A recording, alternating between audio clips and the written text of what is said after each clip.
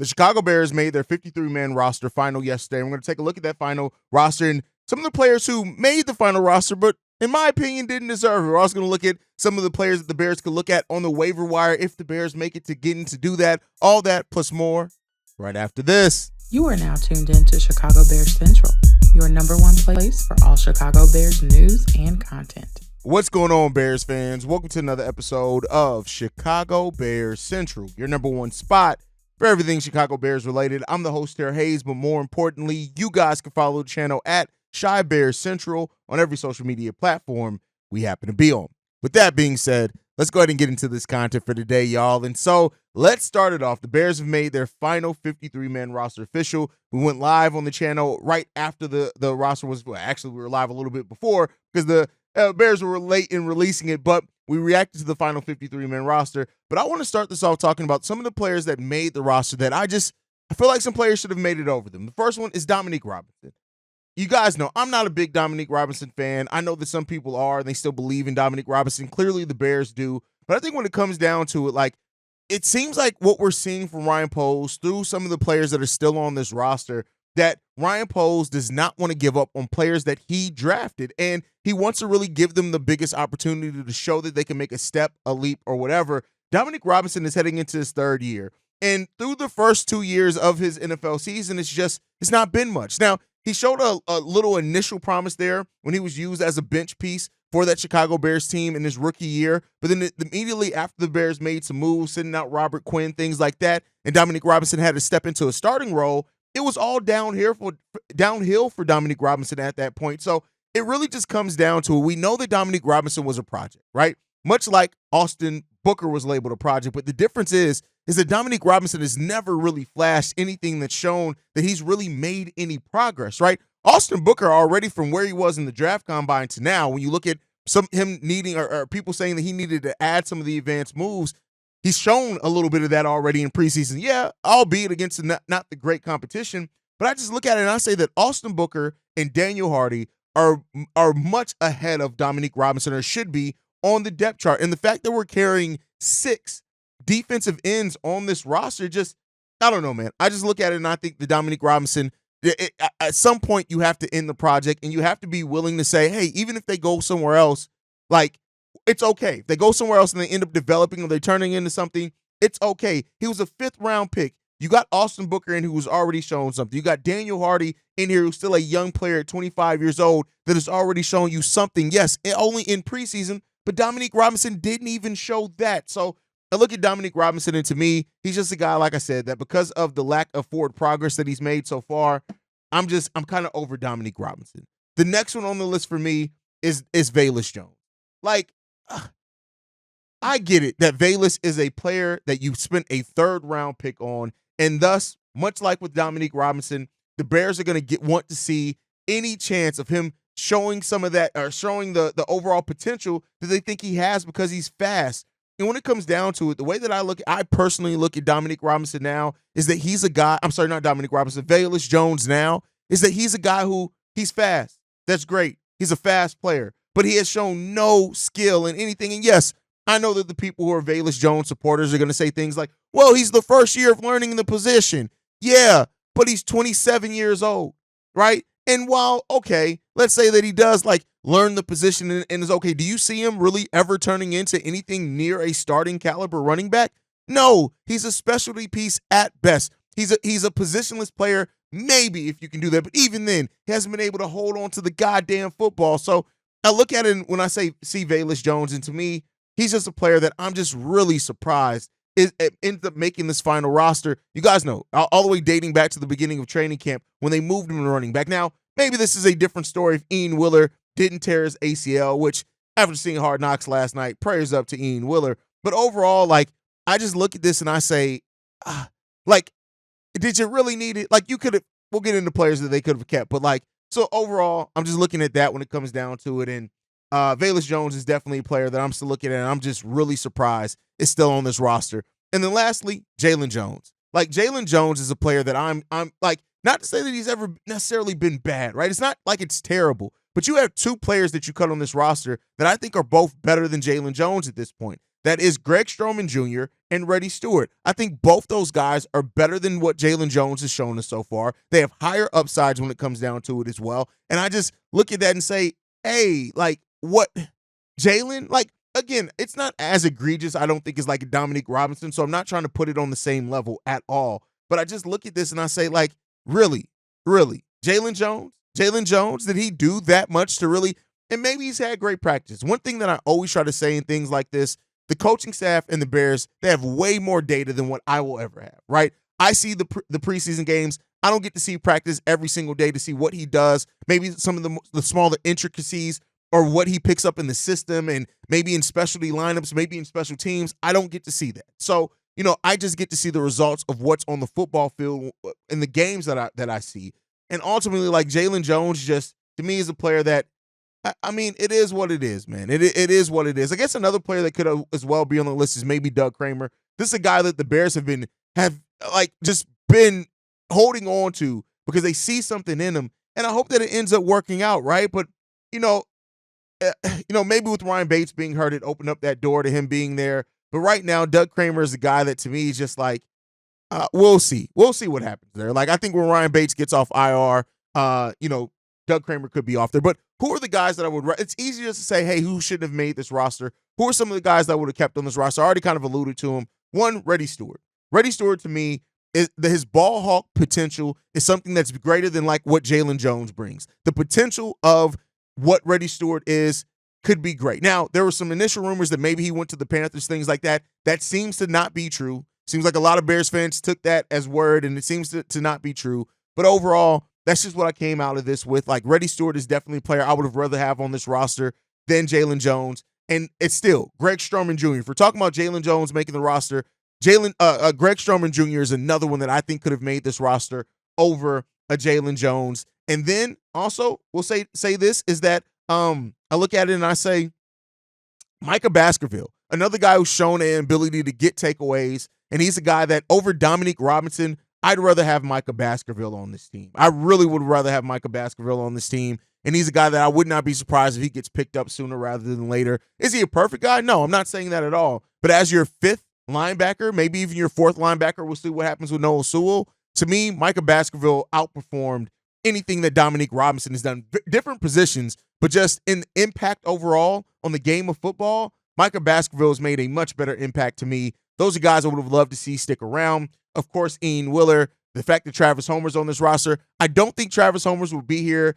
if Kahari Blasingame didn't get put on the IR. Once Kahari comes off that, I think he's going to probably come back to this team, maybe, right, when it comes down to it. And Velus Jones, I think he's here by the nature of Ian Willer tearing his ACL. But we'll see what happens going forward. To me, this is the last kind of string for these guys, both Dominique Robinson and Velus Jones. Yeah, you were part of the first draft class by Ryan Poles. But listen, if you don't bring it this season, and maybe you'll have your opportunities next offseason in training camp as well, I think it starts getting time to start kind of looking at other places. Now, in also looking at other places, there's one player that was waived yesterday that I hope to God the Chicago Bears consider making the Bears are, I think, 9th on the waiver wire. So if he makes it past all this, I hope that the Bears really do take a look at getting Ricky Stromberg here. This is a guy who's extremely young at 23 years old. He played at Kansas. He's a center. He's a young center that the Bears can need. Obviously, I'll say this. I wouldn't be minded if the Bears waived Doug Kramer for Ricky Stromberg to bring in here. Like, this is a guy that I think has tremendous upside, and I would love. Now, that's if he gets past that point on waivers, and we'll see there. But this is a guy who was very promising in college, and I think when you're looking at some long-term depth at that center position for the Chicago Bears, I think that this is a guy who the Bears should definitely take a look at. He had a really good, reputation in that Commanders locker room. I think that, the Bears like to bring in guys who have high character. And, there's some health concerns with them. But if you replace a Doug Kramer with a Ricky Stromberg, I think that would be a great ability to bring in somebody who's young, versatile. He can play center or he can play guard. He's a former third-round draft pick in 2023 as well. That would be great quality for the Chicago Bears to go out there and get Ricky Stromberg. He's one of the few guys out there that I'm looking at and saying, hey, this is a guy I would love to see the Bears take a flyer on and bring into this roster, even if it means cutting somebody who just thought that they made the final 53-man roster. I would love for the Bears to go out and get this guy as a young center. And listen, if it doesn't work, it's not like you're attaching long-term big money to it or anything. You take an opportunity, a shot at him. You know you're going to try to add to this offensive line over the course of next offseason. If you can get a jump start in that of getting a former third-round pick in here who's still 23 years old, and yeah, he has some injury concerns, but a lot of our offensive line has injury concerns, right? So I think that could be a really good value pickup for the Chicago Bears, and I hope that they go out and get Ricky Stromberg. That's a guy that I would love to see in a Chicago Bears uniform. Get Ricky. Go out and get Ricky. Get Ricky. There's some other players out there as well that the Bears could take a look at. Jacqueline Roy is, I believe, Jacqueline Roy. I know that sounds like a woman's name, but I believe that's how you pronounce it. But he's a guy that I would really like to see get out there. He's a defensive tackle as well. We just traded for a defensive tackle, so that's probably not going to happen. He's a 2023 fifth-round pick. He was cut from the Vikings. He played 12 years in his rookie season. He had 8 tackles and 1 tackle for a loss over that time. He has a very high motor, reportedly, things like that. And he's the type of player that Matt Eberflus and Eric Washington do like as well. He's a guy that the Bears could also take a look at to kind of shore up two kind of positions that the Bears could need as well. Another guy that's a center that I'm not as familiar with that I've seen out there is a player that people would like to see the Bears take a look at is Will Clapp. This is another center as well. He played in 2023 a little bit, right? He's a guy who, he's okay. He's played 65 total games, 21 starts over that, and 11 last season. So not as young as like a Stromberg, but a guy that has some upside there as well that the Bears could take a look at. But let me know what you guys think. If anything that you think of or anything that you see this final 53-man roster or any players that you see waived out there, what are your takes on that? How do you feel about it? Who are some players you'd like to see the Bears take a look at? Who do you think made this final 53-man roster that shouldn't have made it? But I think overall, when you look at the Bears' final roster, you just we got some players on here that we know aren't going to be here long-term, right? We know that for sure. You look at the fact that Larry Bourne was placed on injury reserve. Jacob Martin was also placed on injury reserve. Patrick Scales could end up being on the IR as well. So we'll see what happens with that one. We'll see what happens. And so overall, there's definitely some players that could end up coming back from IR and taking spots of some guys. So still look out for some of this roster to change a little bit, which is something that definitely you could take a look at it as well. Like I said, I think Jacob Martin's going to end up probably being on this team. Maybe that gives Dominique Robinson a little term. Jacob Martin was placed on short-term IR to start the season so he can return in week 5. If he does, they're going to have to open up a spot for him somewhere. So we'll see what comes down to that one overall. So we'll see what happens there. Overall, I think that the Bears, some changes are already kind of built into the roster. The cornerback room, the fact that we cut players like Reddy Stewart, Greg Stroman Jr., that just shows you how deep our cornerback crew is. And that's something that we talked a lot about before. Like, this is a cornerback crew that it may be the most difficult position group to crack the rotation in football right now is the Bears cornerback group. So, definitely that. No third quarterback was a little bit of a surprise for some people as well that you take a look at. So, the fact that, somebody's going to end up on the practice squad, but I still think it's a little surprising by some that the Bears aren't carrying a third quarterback. But, it is what it is. Nathan Peterman was waived and cut, so it's not anything. And then I am surprised that 6 edges made the roster. 6 of them. Montez Sweat, DeMarcus Walker, Austin Booker, Darrell Taylor, Dominique Robinson, Daniel Hardy, Austin Booker as well, all making that roster, right? So, DeMarcus Walker is a guy who can play inside and out there. The Bears kept 4 interior defensive linemen, but 5 if you count DeMarcus Walker. Javon Dexter, Andrew Billings, Zach Pickens, Chris Williams make that final roster as well. So with Walker kind of being that flex guy, I guess you can say 5 on each, right, in a lot of ways. So overall, I'll say that there are some surprises definitely in this group overall, but I think that this defensive line group is going to be one to watch a lot when it comes down to it. I'm glad that Daniel Hardy made this roster. I'm really glad Daniel Hardy made this roster. I was a little bit worried about Hardy's ability to make this roster, but I'm glad that he did, especially once we saw that Dominique Robinson wasn't cut. Like, it is what it is there, but glad overall, this Bears team has talent. I've seen some people complaining, like, I get it. Like, Reddy Stewart, to me, definitely should have not been cut. Micah Baskerville shouldn't have been cut. There's easy guys that would cut ahead of those guys. But this is still probably the most talented Bears team. Not probably. This is the most talented Bears team that we've had in the last 5 years, if not more than that. This is the most talented Bears team from top to bottom that we've had as being fans of the Chicago Bears for a long time. And I get it that there are, of course, always going to be some things that we don't agree with. That's always going to happen as a fandom. Me, Velus Jones, Dominique Robinson making this roster are really ones that stick out to me, that keep getting chances. But, we'll see if they turn out. Maybe I could be wrong. But that has now turned all eyes towards the Chicago Bears practice squad. And who's gonna make that practice squad? Well, Bears Wire had a prediction of the Bears practice squad. I'm gonna go off their list and who they predict because I kind of like all these guys that are on this list. So they have number 1 is Reddy Stewart. Yeah, he did not get picked up by the Panthers, and if he does not, absolutely you keep Reddy Stewart on your practice squad. Now, you do run the risk of somebody signing him from your practice squad, but that's the risk that you made when you decided to not put him on the final roster. But I think Reddy Stewart definitely has a chance to make the practice squad, and that's if another team doesn't sound him right route to their teams.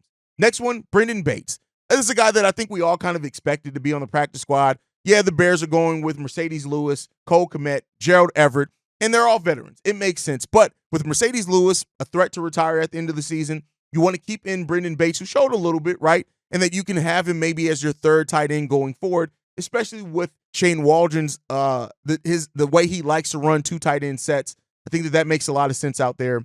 They also have Theo Benedict on there. Now, this is a guy who, the Eagle, who suffered an injury, ended up having to be cut. No surprise there that he was cut, but I do think that the Bears brought him in for a reason, and I do think they're going to want to try to put him on that practice squad to give him an opportunity to stick around to next season and see. Next one, Colin Johnson. His understanding of the system, if you do need somebody who can step in when you have some injuries, things like that, he'll be perfect to do that, Colin Johnson. So I do think that, him sticking around on that practice squad is a good possibility there as well. Adrian Colbert, the veteran, right? And clearly a guy that Ryan Poles likes a lot. Seeing his story on Hard Knocks really was endearing, and, I wouldn't be mad at keeping him. Austin Reed, I think it's a foregone conclusion. You're going to keep one of your quarterbacks on your practice squad. Austin Reed is going to be that guy. As far as linebackers, they have both Micah Baskerville and Carl Jones making this. Now, if Micah Baskerville does not get picked up by another team and the Bears can keep him on their practice squad, I think that makes some sense. I think you may have some injuries to the linebacking core at some point, and Baskerville may get another chance there. So we'll see what happens there. Carl Jones, we'll see there. He played pretty well in the times that he was able to play, so keeping him around makes sense. They also suggest John Jackson III at wide receiver. Didn't get to see a whole lot of him. Didn't really make an impact on me. I think he did have a drop pass in there in the preseason, so it comes down what it comes down to as well there. Stephen Carlson, a veteran. You want some veterans on your practice squad as well, especially guys who have been around the NFL for a while. They're going to help that practice squad, give some motivation and things like that. So he's another guy that I wouldn't mind seeing sticking around. Byron Cowart as well as another veteran piece. Avante Collins as another veteran piece as well. And Cameron Lyons is players that they all have kind of listed on there as well. All those guys make sense as veterans who can stay around on your practice squad, help around, be in practice, things like that. You want veterans around. You have a very young team as well, so that makes some sense. Ro Torrance as a defensive back there. We'll see. And then Cameron Lyons as a long snapper. With Patrick Scales potentially starting off the season on injury reserve, they haven't made that official decision yet. It makes some sense there as well. So overall, the Bears, a lot of the people that I wanted to see the Bears hold on to and keep could end up on the Bears practice squad. That's kind of the best case scenario, at least for a guy that you like to end up on your team's practice squad. They still get to, practice with the team, still get to learn the system. Yeah, you run the risk of another team signing them away. That's just the risk of the practice squad. But I do think we're going to have some of the people there that, a lot of Bears fans wanted to see stick around. I would not be surprised if they end up on that practice squad. And, we'll see what that means for them long term. Do they end up getting a chance to fight for the roster spot next season or anything like that? Those are things that we'll continue to monitor and watch here at Chicago Bears Central. But overall, just right now, I'm excited that we are only a little ways away from football being played by the Chicago Bears. Not this Sunday, but next Sunday. We get to see Bears football, and we get to see what this offense looks like taking the training wheels off. And that is going to be an exciting thing. That's going to be an exciting period to just see what this team really looks like when all things are even, right? Once the games start mattering. And that's what a lot of people are waiting for with this Bears team is how do they look when the games matter?